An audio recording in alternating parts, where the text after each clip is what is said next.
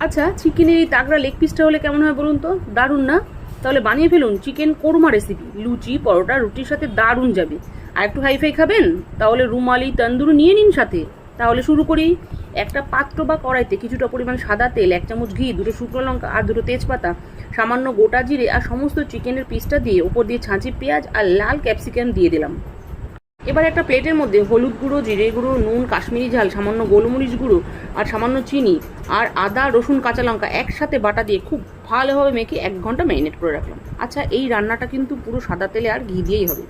এই ফাঁকে একটা পেঁয়াজকে বেরেস্তা বানিয়ে ঠান্ডা করে ঘূর্ণি মেশিনে ভাজা বেরেস্তা আর কয়েকটা ভাজা বাদামকে খুব ভালোভাবে মিহি একটা পেস্ট বানিয়ে নিলাম।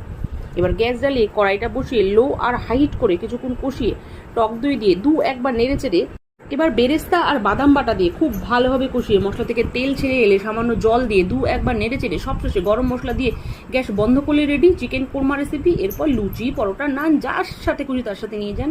আমি কিন্তু ভাতের সাথেই নিয়েছি।